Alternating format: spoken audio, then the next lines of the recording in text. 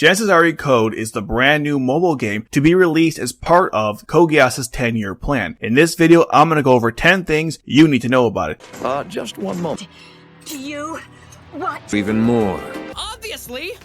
See, I'm Reed. I want everything you can think of. Then I propose a deal. Equivalent exchange! Huh? I'll give you More. awesome! Videos. If you Please. Like, Comment. subscribe. Sorry about that interruption. We're off! Let's hit the road! Starting off at number 10 is the story. We follow our main character Al, who awakens in this world with no memory of his past. He is accompanied by Gigi. I previously pronounced her name as Gigi, which was wrong. Still looks like a Christmas tree though. Anyways, she is an immortal, like C2, and raised Al since he was a baby. She gave him the phase transition Geass, which allows Al to explore other timelines and universes from Code Geass. This gives him the role of the observer. Al is tasked with saving the world from the collective unconsciousness, which has caused time to stop. This occurred after Zero Requiem. It reminds me of what Lush prevented when he ended the Ragnarok connection. The source of this comes from what is dubbed as the Last Moon. From the Last Moon, monsters emerge that wear the same mask like the ones seen in C's world. They also have the same weaknesses as the Hollows from Bleach. To destroy the Last Moon, Al works with Gigi to collect Geass pieces scattered across time and space. He enlists the help of all the characters from the other Code Geass stories. There are still many open-ended questions about the story. For example, it said that Al was appointed by the Keyman, whose identity remains a mystery. What is the collective consciousness role in this game, since we see her talking to Al? And most important, what caused the collective unconsciousness to begin with? Was it Lush's actions during the Ragnarok connection, or what happened with Shamna at the end of Lush of the Resurrection? I lean towards the film since Lush, now L2, is working with C2 to collect the Geass fragments, which is the same as what Al is doing. Of course, it can be neither of those two things, so we'll have to play it to find out. And number 9, we have to talk about the characters in this game, and there's a lot of them. No surprise here given the scope of the game and the announcement of 1 million characters. Since the story revolves around all timelines and universes in Code Geass, the game will feature characters from the following: the original series, Lush of the Rebellion R1 and R2,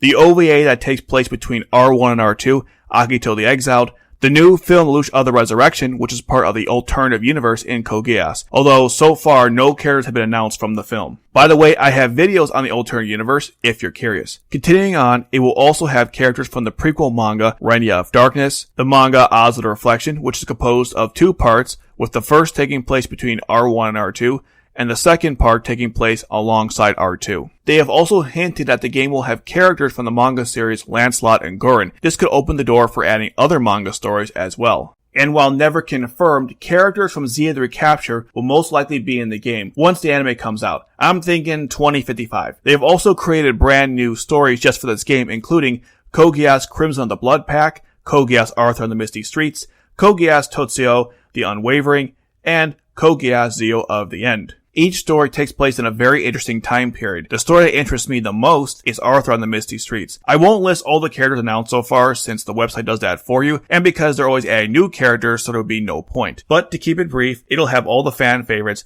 Suzaku, Colin, C2, Shirley, Jeremiah, Lloyd, and of course, Lelouch. And expect the main stage from other stories as well. And at number 8, we have the first of the game modes, Observation Mode. This is a typical anime story mode designed to go through all the past stories in the Code Geass universe. From the gameplay footage shown, you travel down a path, and each part in the path is either a story mode section or an RPG story battle. The story mode is a series of still images, each from a scene that comes from the anime or manga, with the character's voice narrating it. I don't know if this was stated in the video, but I assume you have to travel linearly across the path, meaning you need to complete a battle before the proceeding in the story section to continue the story, and vice versa. One of my concerns with this is that from the recent announcement, you can observe that most of the stories from Observation Mode won't be ready by launch. And at number 7, we have the next game mode called Line Edition, which is the story of the game itself. It follows the same formula as Observation Mode, except the scenes are from the main story. The gimmick is the awesome interactions between the characters from all different timelines and universes. According to the recent announcement, in this mode we will learn why does Al have no memory, who is the mysterious girl, Gigi, and what is the existence of the archive. And while figuring this out, you collect pieces of the Geass. I'm definitely looking forward to new interactions between the different characters. And at number 6, We have the last mode, which is called Abyss Mode. This is the second of the two gameplay options, with the first being the RPG story battles. It's based on strategy and tactics, where you choose a commander and direct troops, including nightmare frames, to complete missions during the battle. From the gameplay footage, we learned that you can unlock different maps from each Code Geass story using the in-game currency. Also, I think these battles can occur during the story mode, but I'm not clear on that. I'm still confused exactly how the gameplay works, but I'm sure after playing enough times, it'll make sense.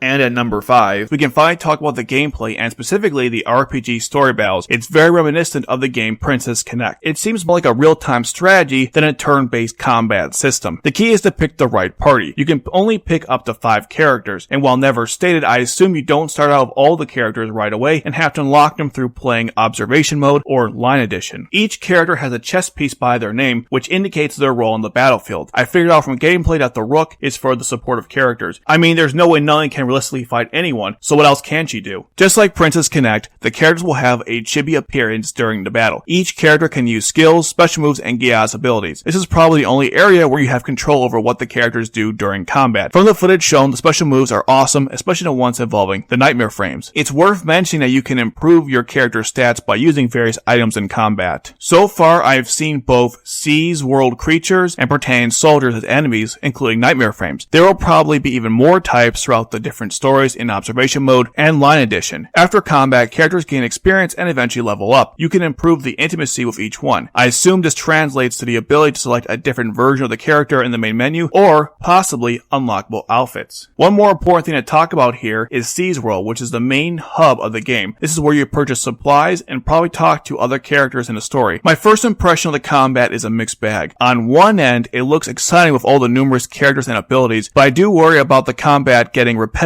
and becoming a grind fest. And at number 4 is the release date, which is October 4th, which depending on when this video is released, will be after or exactly the same time. It'll be available for both iOS and Android. It's important to note that this game went through several delays. First, it was supposed to launch in August, which got pushed to September, and then pushed to October. Fingers crossed they don't change it again. And at number 3 is related, and that's where the game will be released. Currently, it's only being released in Japan, but there are still ways to play it in the US. I'm currently working on this, and once I get it set up, I'll be streaming gameplay on future live streams, which are every Sunday night. At number 2 are the new animations, which might be the best part of the game. All of the visuals are beautiful, especially the touch-ups on the original anime and Reign of Darkness, which never had any anime adaptations previously. They have also shown new animations that occur outside of the new intro for the game, so I assume there'll be many cutscenes for both Observation Mode and Line Edition, which is definitely worth the price of admission alone. And on top of that, the game art style in general is fantastic and definitely breathes life into this older franchise. And at number 1 is the most important thing, which is what I'm the most excited about in this game. Okay, so it's not the most important thing, but I still wanted to share my thoughts anyways. Observation Mode is the part of the game that excites me the most. Finally going through Oz of Reflection and Reign of Darkness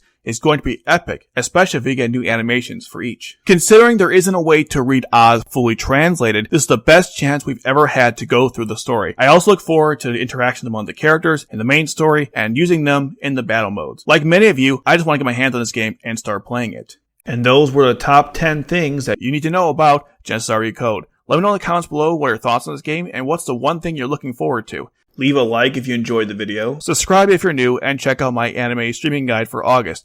And remember, the world is not a dark place, and tomorrow will be a good day. Thanks for watching.